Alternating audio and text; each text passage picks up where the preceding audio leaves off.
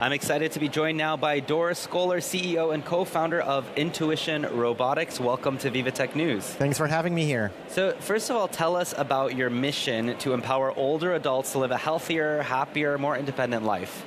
Yeah, so we built ElliQ, which is the world's first AI companion robot designed for older people. We have thousands of them deployed in the US, now entering Japan as well.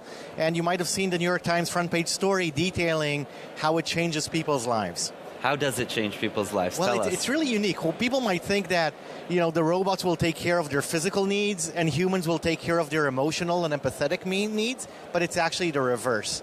The robot moves in and becomes literally their best friend and caregiver. It's proactive, so they don't need to remember how to work it. It will prompt them.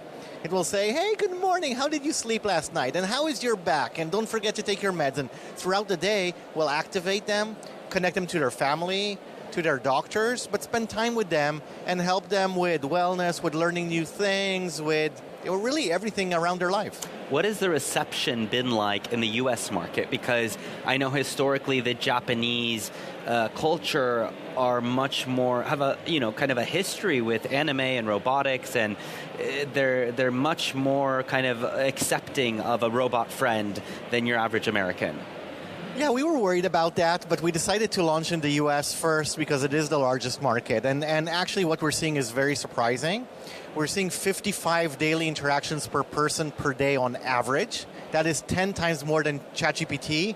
And sorry, your guest, Jeff Bezos, from this morning, 100 times more than Alexa. And even 4 years in, people are still conversing with their robot about 40 times a day. Wow. So it really becomes a very close, personal kind of roommate or sidekick, if you will. Why do you think that is? I mean, Alexa, that's a big deal, right? Alexas are already in so many homes, and it's so convenient, and she's right there. And I know they've had an AI update recently to make her a little bit more intelligent than just kind of basic questions. So the main difference is that Alexa and other products are very utilitarian. They're great for setting timers or asking questions, but here it's a proactive, goal-based friend that takes an interest in you, doesn't wait for you to approach it, it approaches you based on goals you negotiated with. So you might negotiate with your ElliQ, she might want you to exercise 5 times a week and you'll convince her to only do 2, and to eat better, and to do cognitive training, and to do medication and mindfulness, and she'll be on you to help you do that, but in a really sweet and humorous way. Interesting. And how, are you worried about things like Apple just announced Siri will be much more like an AI bot rather than kind of this janky, utilitarian voice assistant? Does that worry you? I think that's the future. I think the future is we need to get used to it, okay? We're going to have friends that we define as friends in every spectrum that are AIs and robots. And welcome Apple. We've been doing this for a decade. Welcome to the show. Right, but does that cause increased competition if someone could tell their aging parent, hey, we don't need your robot, we can use Siri or Alexa is good enough?